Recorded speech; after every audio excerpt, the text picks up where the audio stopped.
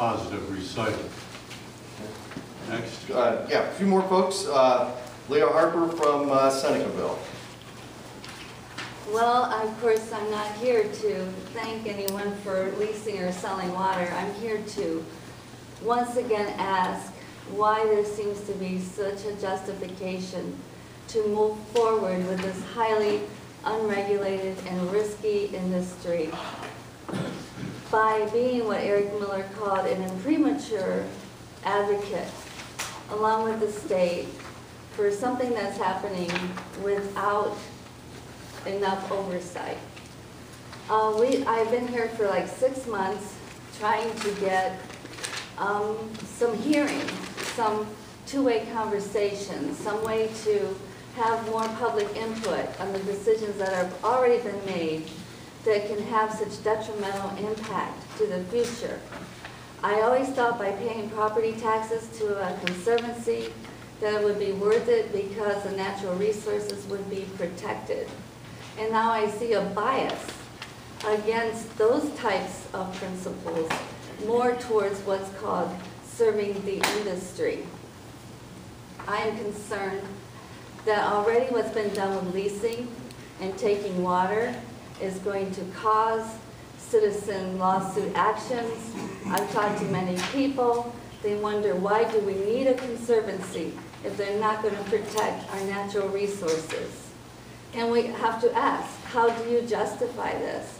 Because even when a city like Cadiz, a village, can profit from water, justify it with waste treatment, but also Mark West is going in. So where's the revenue from them? Why aren't the gas frackers being asked to support the same thing that a conservancy is considering to do? I just don't understand the logic. And then I see the board meeting minutes, and I see things that are printed in the minutes that are actually in opposition to our research and to our statements. And why aren't our statements printed as well in the minutes? And I see that Antero wanted to address the board today. That's why we're here. We don't know to the last minute whether they're going to be here. We have no input into any of the executive meetings with any of the leasers that want to take the water, that want to take the land. All we can do is ask for records requests. That's all we get is after the fact.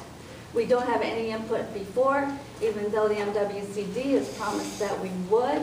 And this is such a dire moment in the state of Ohio and as a conservancy district to demonstrate whether it's for profit or for protection of our natural resources.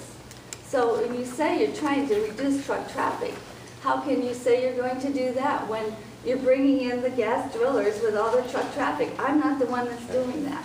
So, you know, Thank you, Ms. Harper. You've reached your time. Actually, I have something to give to the board. No, we have a full agenda here, and we'll have to abide. One more minute, please. Next on the list would be Leslie Harper of Grand Rapids, Ohio. Do you need to give that to the board? Okay, I have something to give to the board. Should I give this to you now? Okay, there you go. All right, so my name is Leslie Harper.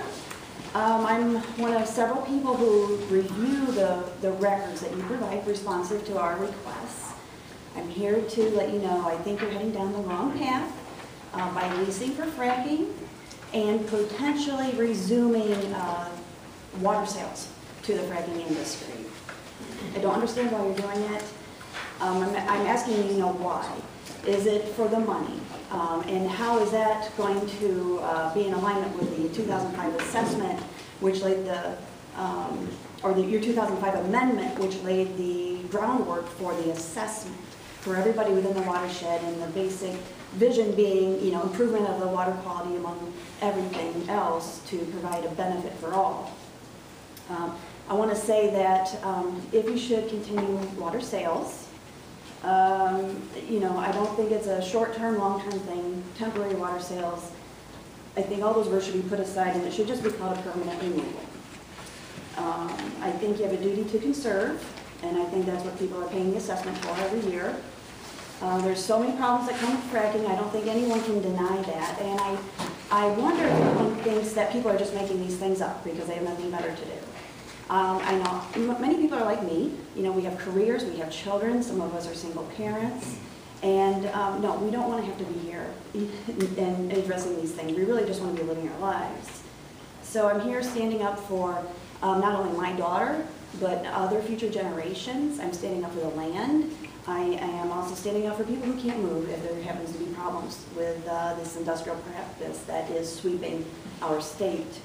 You know, I just want to know if there's anyone on the board who has had a thought that maybe this is not the safest practice. Maybe there are problems. Maybe people are telling the truth. And if so, now's the time to stand up. Now's the time to stand up because we don't need the gas. There is no emergency here. We can take the time, we can stand back, and we can think. You have what the gas industry wants, okay? They're playing nice right now, in my opinion, because you have what they want. If there's a problem, though, and you want to hold them accountable for something, I'm not so sure that it's going to be so nice anymore. I think they have more money, I think they're bigger, I think they have more clout with the government. So how long will it take to defend a case if you do have a case of water contamination against them, et cetera? I'm concerned about long laterals under reservoirs. There's something called zonal isolation. We don't have zonal isolation.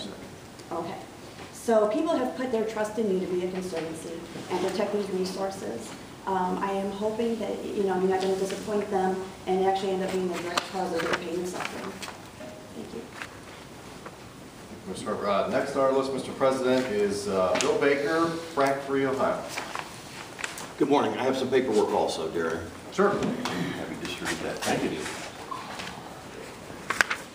I want to thank you for allowing me to speak today and thank all of you for being here. Nice to see you, Sean and John. You know, we've had some communications before on this issue. I am here to talk about a little bit about hydraulic fracturing.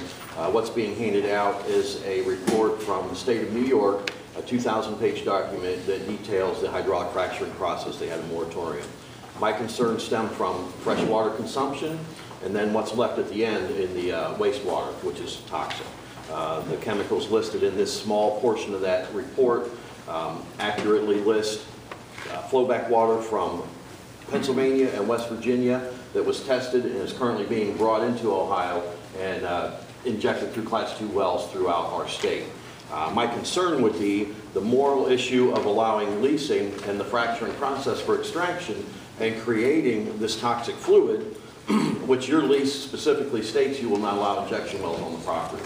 So a lot of the concern through Michigan, Ohio, Pennsylvania, West Virginia, and areas where this is prevalent is, and Ohio has the brunt of it, why are we creating toxic waste in another area and then dumping it on another neighborhood or community? So when you go for the leasing issue and you're looking at the dollar amounts that you're going to receive from the mineral rights or possibly royalties in the future, please keep in mind that it's creating millions of gallons of toxic waste that have to be dumped on another community somewhere. Now, the Class II injection wells are deemed to be fairly safe, but I'm sure there's a reason why they are not permitted on Muskingum Watershed lands, because it does put a risk to our aquifers, surface water, and groundwater both.